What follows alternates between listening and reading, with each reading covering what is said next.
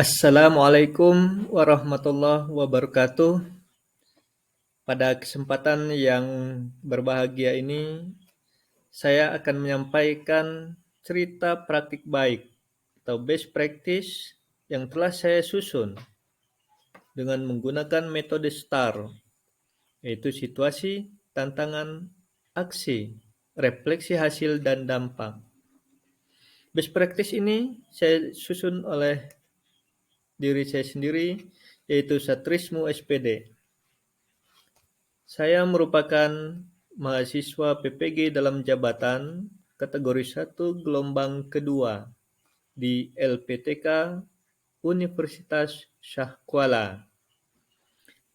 Saya selaku tenaga pengajar, tenaga pendidik di SMK Negeri 1 Kebun Tebu, Kabupaten Lampung Barat, Provinsi Lampung.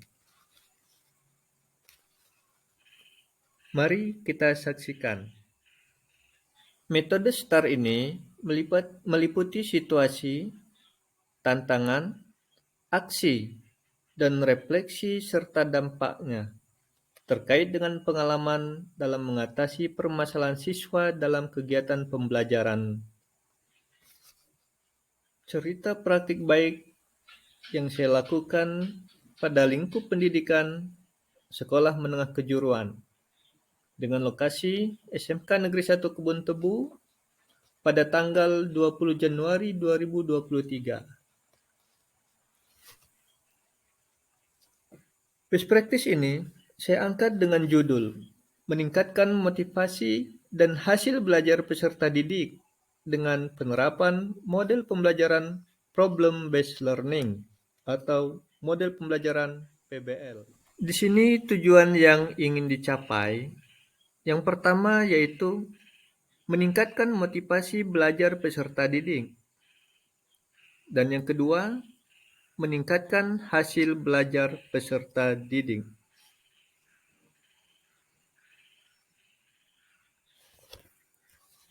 Metode STAR. Yang pertama, situasi.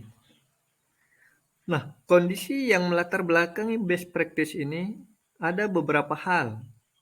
Di antaranya yang pertama adalah peserta didik kurang bersemangat dalam proses pembelajaran.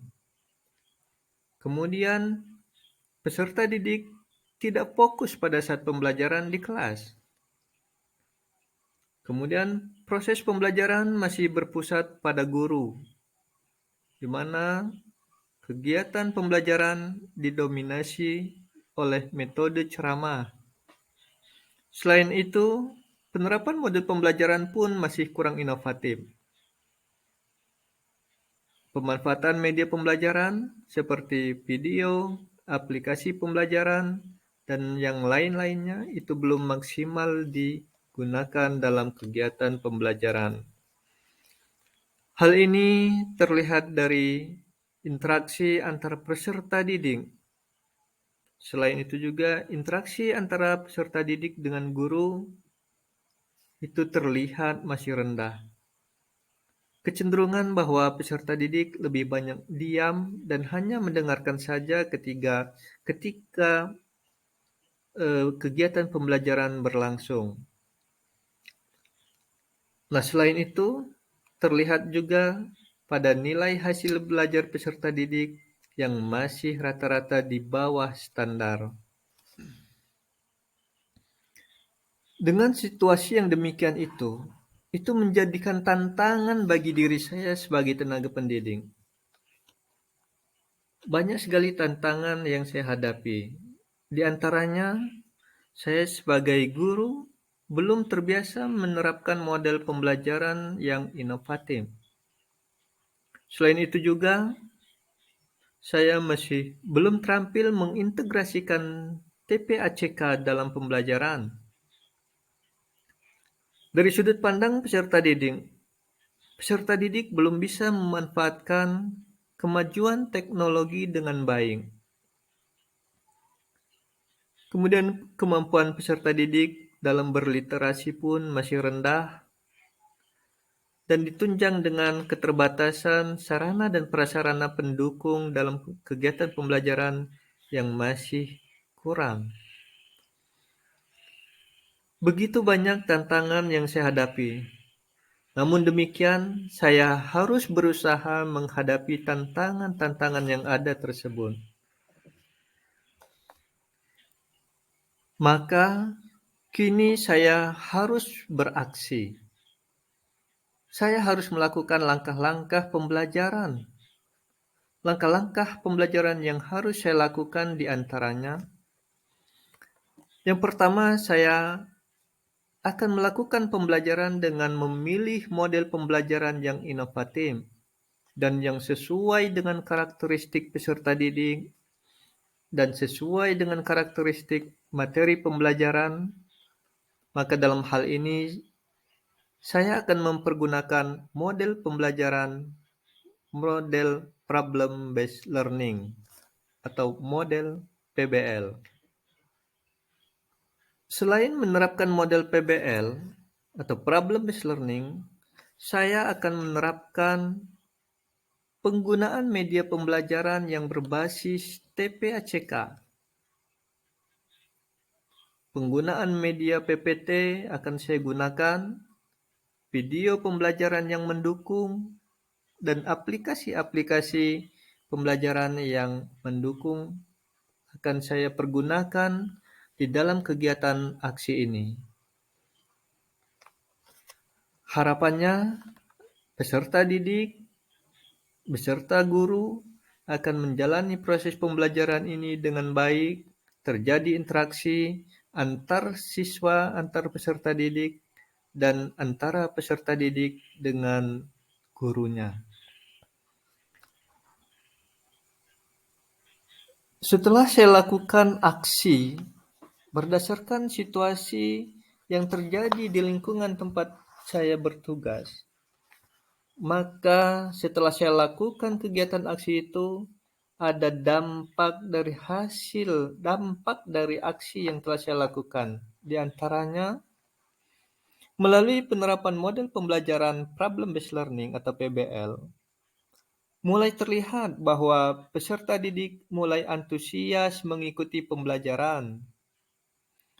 Selain itu, keterlibatan dan keaktifan peserta didik mulai meningkat. Peserta didik mulai terbiasa mengerjakan LKPD. Mereka mulai berliterasi dengan baik, dan mereka mampu berkolaborasi. Selain itu, kemampuan berpikir kritis di dalam menyampaikan gagasan dan ide-idenya semakin meningkat. Mereka semakin memiliki kepercayaan diri, dan hal yang terbaik akan terlihat dari hasil kegiatan belajar mereka dibuktikan dengan meningkatnya nilai hasil belajarnya. Hasil dari penerapan pembelajaran yang inovatif dan pemilihan media pembelajaran yang tepat dapat berdampak pada peningkatan motivasi dan hasil belajar peserta didik secara signifikan. Selain itu, respon dari kepala sekolah, rekan sejawat, dan peserta didik sangatlah baik. Terkait dengan strategi pembelajaran yang saya terapkan, maka rekan-rekan sejawat mulai berkolaborasi untuk bersama-sama menerapkan strategi pembelajaran, khususnya penggunaan model pembelajaran problem based learning atau model pembelajaran PBL.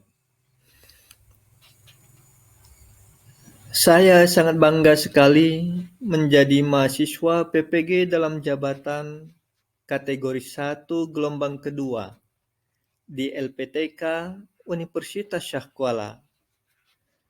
Karena saya telah dibimbing oleh Bapak Ibu dosen dan Bapak Ibu guru pamong, sehingga saya dapat mengimplementasikan ilmu pengetahuan dan pengalaman yang saya dapatkan di dalam kegiatan pembelajaran. Maka saya dapat mendidik anak-anak calon penerus bangsa. Maka dari itu, saya mengucapkan terima kasih yang sedalam-dalamnya. Dan saya berharap semoga praktik baik ini, best practice ini, bisa terimbaskan kepada seluruh tenaga pendidik mulai dari Sabang sampai Merauke.